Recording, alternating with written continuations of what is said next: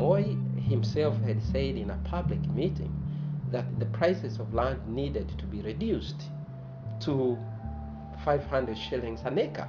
And so when I went to Parliament, I drafted a motion calling upon the government to reduce the prices of land and also create a ceiling of land ownership so that there will not be people owning, say, 100,000 acres of land when others owned nothing.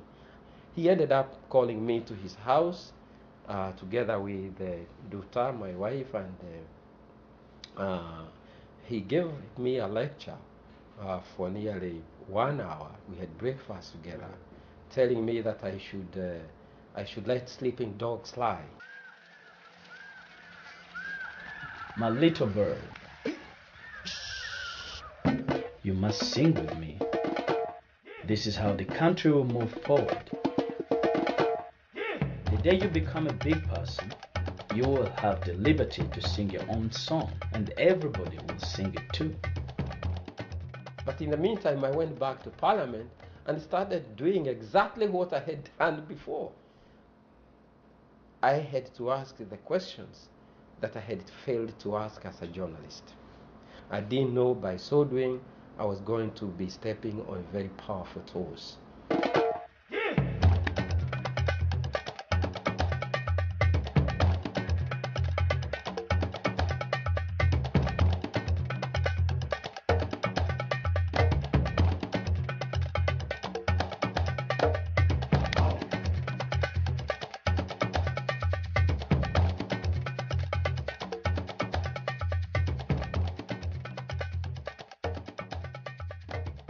Let me say, I wasn't part of the coup, but we had done everything in Parliament and in government to invite the coup.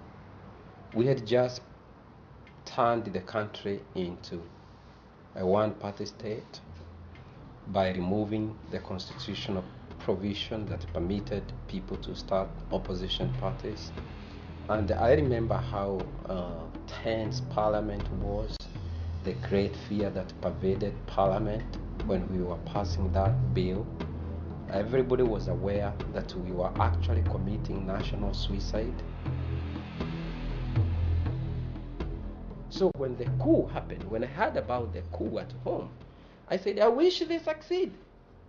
But I had nothing to do with it. I was not involved. But for the government, it was just the pretext they needed now to come for me. And indeed, 5 days after the coup, they came for me and they took me to the mortuary to view the hundreds of people that had been killed in the aftermath of the coup. In fact, they said, this is what you wanted, now you are happy. I said, I never wanted people killed. I was only asking the government to do the right thing. And he said, there's no difference. Asking the government to do the right things and having people killed, you are responsible. The 1992 coup was a turning point. Apparently shaken by the challenge, the president sought to reassert his authority by detaining hundreds of critics and opponents.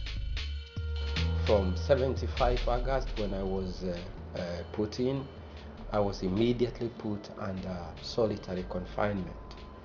And it turned out to be a very difficult form of imprisonment. I was alone, but there is one thing that saved me, the fact that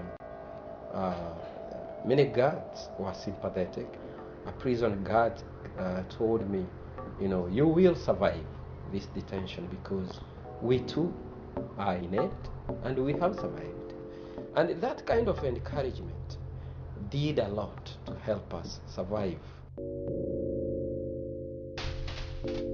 And then in December of 1984, I was set free. Again, they set you free without telling you what they want you to do, not to be brought back into prison.